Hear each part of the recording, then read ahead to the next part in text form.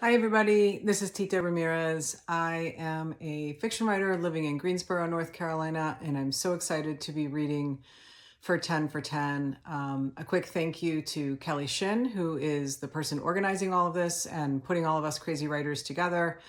And a giant thank you to all of the people who are tuning in, who are contributing, and to the amazing organizations that we're trying to raise money for. I will be trying to raise money for an organization called Beloved Asheville, who was already doing great work in Asheville, and since Hurricane Helene has been just kicking it up a notch and really coming through for some folks who could use the help. So a little background on me. I live in Greensboro. My mom actually lives in Asheville. We're a split family. She and I are up here. My father and my sister are down in Miami, where I grew up. I'm Cuban American, but have made North Carolina my home for the last 25 years. So I'm very proud to be a part of this effort. I will be reading today from my debut novel called Tell It to Me Singing, which came out in July. And the paperback will be out in June. Tell everyone you know. So Tell It to Me Singing is the story of a Cuban American young woman named Monica who lives in Miami, who is pregnant with her first child when her mom is diagnosed with a heart condition and needs to have emergency heart surgery. The book opens the night before the surgery and takes us through the next morning where, as she's being wheeled into surgery, Monica's mom takes her hand and says to her, "I need to tell you something. Your father is Juan." And Monica is shocked and doesn't know what to think or believe. Convinces herself, sort of, that maybe this was just the pre-op drugs, sort of causing her mom to hallucinate and bring her telenovela that they love to watch together into her real life. But there's something about the way she says it that really unnerves Monica, who is left, to say nothing else, jarred by this.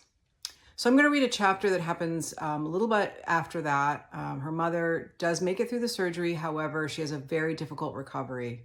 And this is how things are going. Chapter 5. They have to put my mom in a medical coma, and that's when my father calls in the stars. They're my parents' neighbors and a couple, and amazingly, they're both named Estrella, though one goes by Yeya and one goes by Chicha. Nobody talks about the fact that they live together and wear matching rings. What they talk about is the fact that they're into Santeria, which supposedly no one believes in. That is until something goes wrong. Lost job, cheating husband, medical coma. And then people are lining up around the block to get live chickens shaken in their face. Yeya, in her cargo pants and Keens, always looks like a fourth grade teacher on a field trip. She has short gray hair and the straightest, whitest teeth I've ever seen. Chi-Chi's more of a hippie, with her flowy skirts and Birks. They come in wearing matching fanny packs, carrying tote bags full of God knows what. Hopefully nothing alive. As they make the rounds saying hello to everyone, my father goes back to talk to the nurses, and a few minutes later, one comes out to escort the stars into my mother's room. They stay for 20 minutes, and when they walk out, they look assured. "Babalu Aye will help us," Chi-Chi says, nodding. Afterward, I ask my father if he knows what they did in there. "Un despojo, I imagine, and I'm sure they prayed," he says. I see the worry in his face, the uncertainty we're all living with, and I find myself saying my own little prayer that whatever they did will work. "Please, God, or Babalu, or whoever, please," I say. And then, within hours, her numbers, all of them, are better. Every day, she progresses a little more.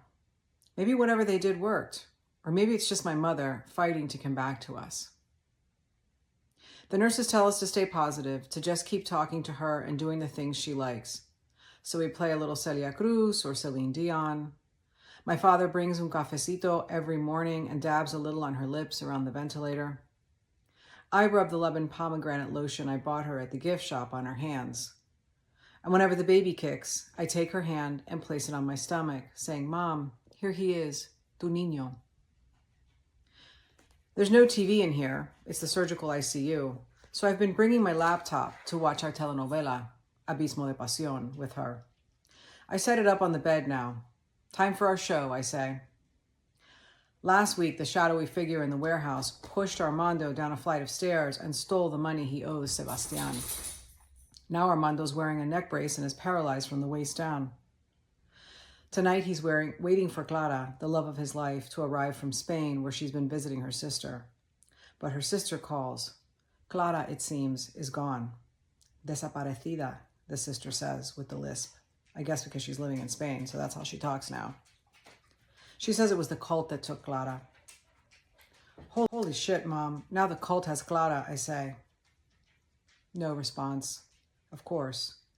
Just the Darth Vader sounds of the machines, and her lying there with her breathing tube down her throat, the IV in her arm, her hands so puffed up with fluids they look like they're about to burst. God, all I want in the world right now is to hear my mother's voice, to have her say my name or call the baby mi niño, to hear her complain about the tasteless American food, the nurse's attitude, anything. What she said before surgery feels like something that happened on a trip I took but can't remember. I've almost convinced myself she was just high and hallucinating on the pre-op drugs. Almost. And I've told no one. I considered telling Caro. She's my cousin and we're close like that, but I don't want anyone in the family to know about this. I know I should tell Robert. He's my fiancé, but I can't, and I feel terrible that I can't. I feel close to him most of the time, but the truth is I feel like he doesn't really get me or my need to be alone sometimes. Sometimes I lie and say I'm going shopping with my mom when really I'm just driving around, looking at houses I like or walking up and down the aisles of TJ Maxx, not buying anything, just looking and thinking. He's sweet and funny and cute, and he's coming to the hospital almost every night, bringing us dinner, sitting with us. But there's only one person I could possibly tell. Manny. Manny, who knows me better than anyone. Manny, who, because he was a medic in Afghanistan for 3 tours, might be able to tell me it was just the drugs, the confusion, anything other than my mother saying my father is not my father. I keep thinking about calling him. I know I shouldn't, but it's an emergency. I get my phone and find his last text from 3 months ago. He was just saying hi, just telling me he missed me. He had no idea I was pregnant, and I never responded. I read his message again.